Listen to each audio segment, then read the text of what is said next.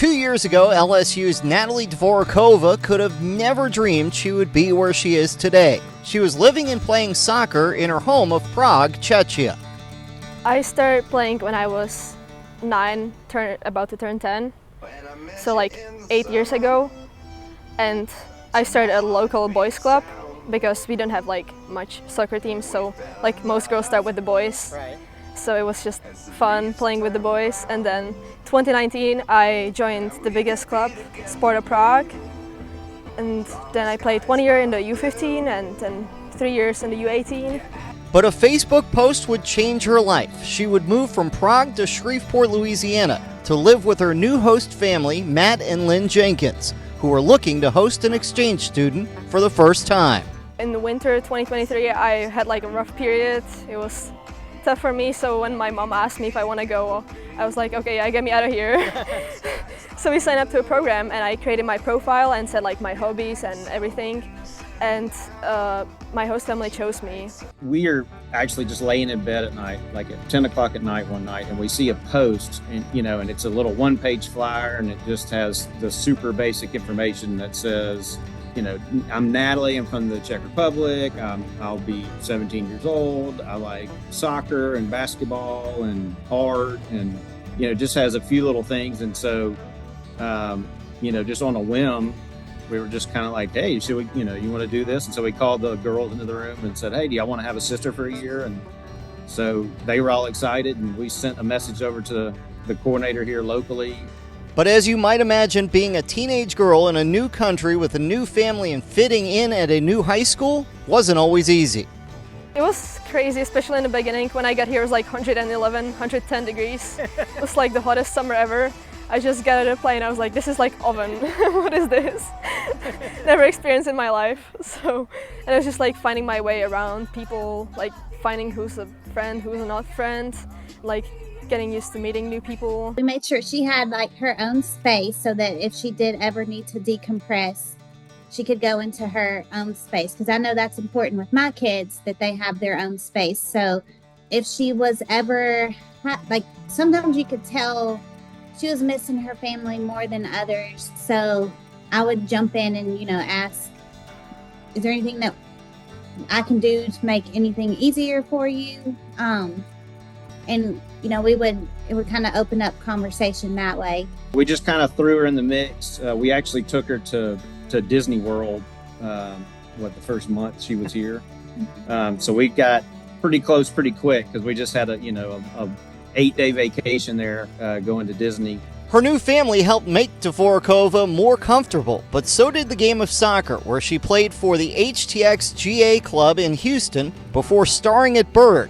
This past season, she helped lead the Yellow Jackets to an unlikely runner-up finish, scoring in the Division I final.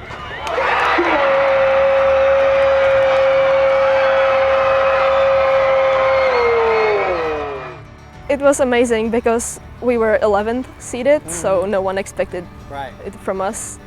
I think it was everyone, the whole team was working so hard, and it was just amazing how we could manage to come back all these games and just go for it. Throughout the season, she got to where she liked high school way more than the travel soccer part of it, because she was just around them a lot more. She was practicing with them 5 days a week.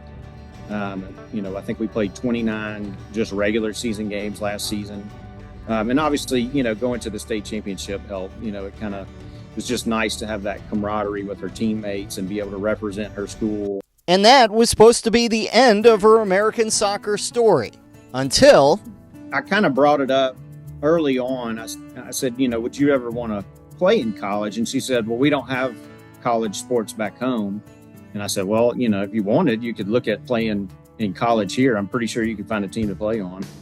And, at first she was like, nah, I don't want to do that. And then after a month or two of thinking about it, she was like, okay, yeah, I think I might want to look into that. And I just emailed Coach Sean at LSU and I said, hey, this is an unusual circumstance. I think, Natalie might be worth y'all taking a look at. Yeah, Natalie sort of fell into our lap, just obviously her time as a transfer student here in Shreveport gave us an opportunity to to find her.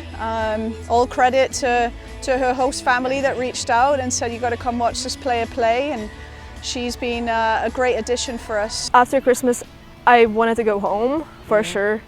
I was really undecided to go to college. Right. And then I think I saw an opportunity here. I could have good academics and good soccer development.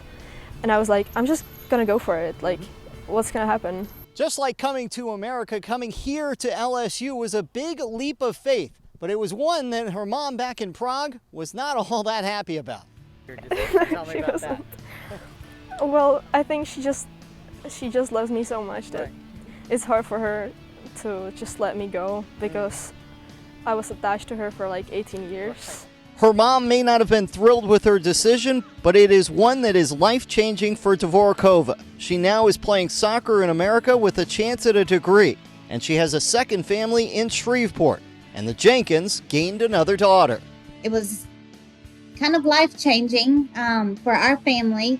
We now have another child in our family. Typically, they would go back home, but we have somebody here now down in Baton Rouge that, you know, we're checking on. We can send care packages to. It's really been, it was really a great experience, and we're really excited to get to watch her play at the next level. I felt like they were my second home, and they did so much for me. Like, I could never just say thank you, because it's not enough for me.